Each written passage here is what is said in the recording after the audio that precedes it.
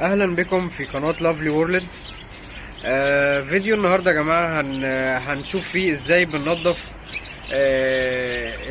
الاقفاص بتاعتنا.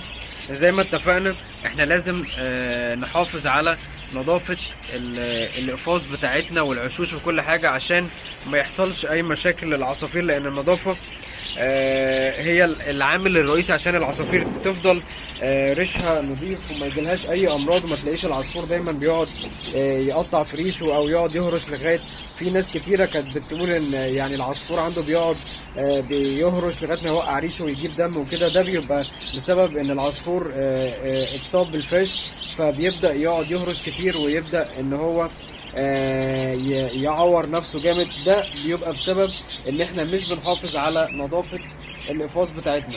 طيب احنا بننظف امتى الاقفاص؟ احنا بننظف القفص يعني كل لما بيبقى عندك بالذات عشوش يعني ناجحة وبيبقى عندك انتاج، الدنيا بتبقى بايظة خالص زي ما انتوا شايفين كده.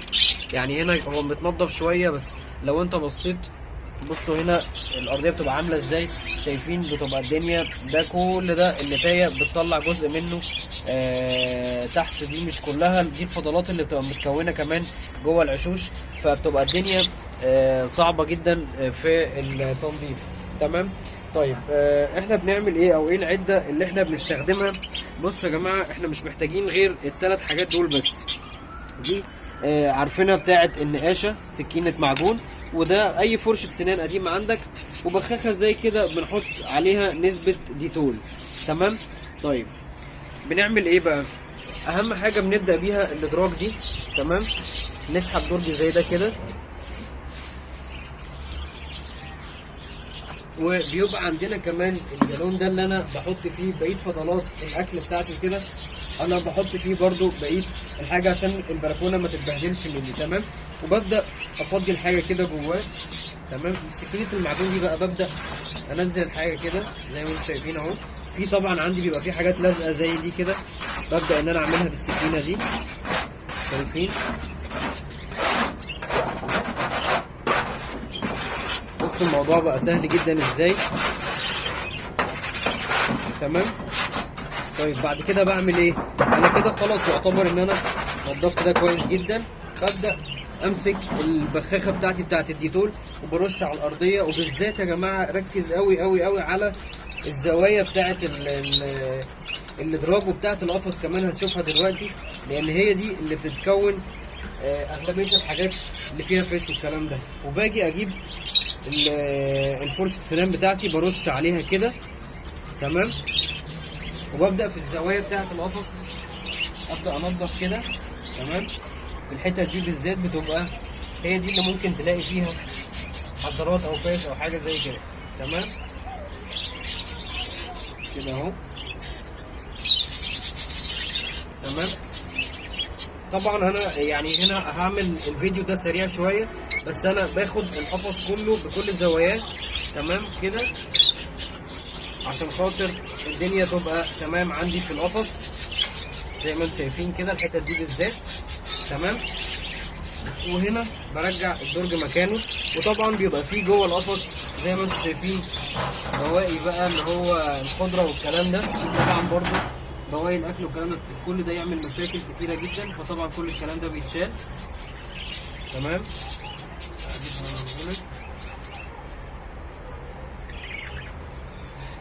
ما سيبش اي بواقي اكل يا جماعه اكتر من 24 ساعه، لان اكتر من 24 ساعه هتبدا الفضلات الاكل دي تعمل بكتيريا وكده وتضر العصافير بتاعتك جدا. وفي ناس كتيره اتاذت بسبب كده، بسبب انها بتسيب الاكل اكتر من 24 ساعه، فالدنيا بتبوظ خالص عندهم. تمام. طيب بفتح هنا الحاجه اللي عايزكم تاخدوا بالكم منها قوي، انا نزلتها برضو في فيديو قبل كده. انا بعرف ازاي ان النتايه اللي عندي دي حاطه بيض او لا. شايفين يا جماعه لو بصينا هنا مع بعض، شايفين الفضلات دي عامله ازاي؟ شايفين حجم الفضلات؟ بصوا الحجم نفسه عامل ازاي. بصوا كبير جدا عن اللي هو ده كده. ده الحجم الطبيعي بتاع الفضلات المفروض، اللي هو الكور الصغيره قوي دي. تمام. شايفين على الحته دي كده بدات تكبر شويه. شايفين دي بقى الحته دي؟ شايفين دي حته كبيره قد ايه؟ بصوا شايفين جزء كبير جدا عامل ازاي. ده لو لقيت عندك في الارضيه بتاعه القفص او الدرج بتاع القفص فضلات بالحجم ده كده، خليك عارف من غير ما تفتح العش اصلا ان عندك النتايه بتاعتك الحمد لله بدات تشتغل وحطت بيض. تمام، فهتلاقي حجم الفضلات نفسه كبر جدا. وده يا جماعه شكل الفضلات بتاعتنا الطبيعي، يعني ما حدش يقلق ان هو يلاقي الفضلات فيه جزء ابيض كده، ده هو ده الشكل الطبيعي للفضلات. لو حد لقى شكل الفضلات عنده غير كده يبقى عنده العصافير فيها مشكله او عندها اسهال او حاجه زي كده، فده برضو بيبقى شكل الفضلات الطبيعي بتاعتنا. تمام، وابدا برضو نفس الموضوع، بفضي كده. شفتوا السكينه بتساعدني بسرعه جدا انها تنزل اي حاجه عندي ماسكه في درج القفص من تحت. في ثواني بنخلص الموضوع، كمان بدون ما نوسخ البلكونه بتاعتنا او المكان اللي احنا منضفين فيه. برش زي ما قلت لكم اهو. طبعا الديتول برضو يا جماعه يبقى مخفف، ما يبقاش ديتول قوي جدا، عشان لو ريحته قويه قوي دي بتضر الجهاز التنفسي عند العصافير. واوعى حد يرش على العصافير مباشره ديتول او حاجه زي كده لانه خطر جدا. العصافير ما بنرشش عليها اي حاجه من المطهرات والكلام ده على ريشها او عليها مره واحده، لان ده خطر جدا على العصافير. العصافير ما بيترشش عليها ديتول او ميه بديتول. تمام.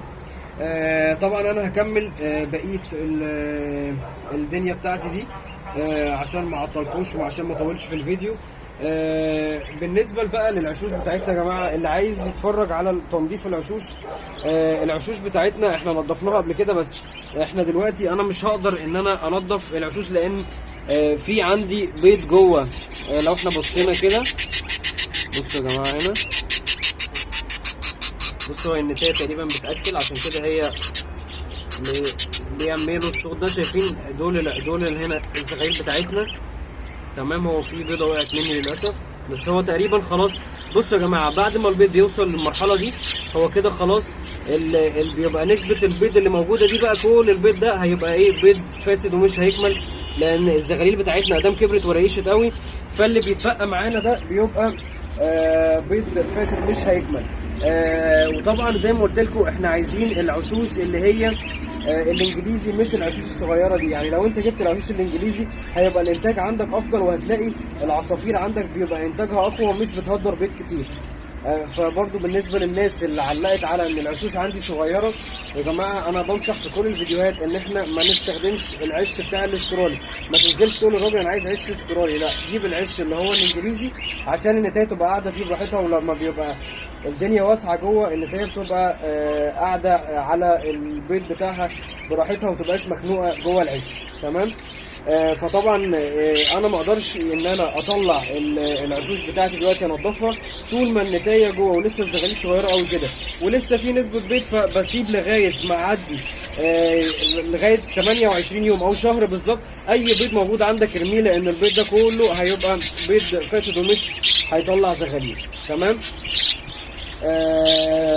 في حاجه تاني بالنسبه للتنظيف يا جماعه، بالنسبه للمسائي المسقه بتاعتي وبالنسبه للاكلات. تمام، كل فتره بتمسك برضو المسقه بتاعتك. شايفين بصوا المسقه هنا عندي متوسخه جامد. تمام، فدي بمسكها وبنفس فرشه الاسنان اللي احنا بنستخدمها في تنظيف العشوش، في تنظيف الاقفاص بتاعتنا، برضو بحط عليها ديتول، وممكن اغسلها في الحوض على طول. كمان بفك الدنيا دي كلها وبوصل بفرشه السنان كمان لاخر المسقه وانضفها كويس جدا. ودي ممكن يعني كل مثلا شهر مره، يعني مش لازم ان انت تنضفها كل اسبوع او حاجه. اللي هو بالنسبه للاكلات، المسقه يا جماعه بتتنضف يوم بعد يوم، بس مش لازم تنضفها بفرشه الاسنان وبحاجه قويه كده يعني يوم بعد يوم، لا، ممكن كل شهر مره. انما يوم بعد يوم في الشتاء لازم تنضفها عشان ما تعملش الطفيليات الخضراء دي، لان برضو ده بيضر العصافير بتاعتك. تمام. ده كان فيديو كده يا جماعه بحاول اختصر لكم فيه ازاي ننظف الاقفاص بتاعتنا، وازاي نحافظ على العشوش بتاعتنا وكل حاجه. والعشوش يا جماعه ما بين كل عش وعش لازم انضف، يعني ما ينفعش النتايه تطلع والعش ده يخلص وان انا ابدا عش جديد من غير ما انضف، لان كده هتراكم فضلات، وبعدين ساعات ممكن يكون في بيض اتكسرت جوه وفزه، ممكن يكون في زغلول مات جوه. تمام، واتحط مع الفضلات، فكل الكلام ده ممكن يعمل بكتيريا ممكن توصل انها تموت لك النتايه. فاحنا في غنى عن الكلام ده كله. فما بين كل قش والتاني لازم انضف كويس جدا القشوش بتاعتنا. تمام. اخيرا يا جماعه لو استفدنا الفيديو يا ريت ما ننساش نعمل لايك وسبسكرايب كدعم منكم للقناه.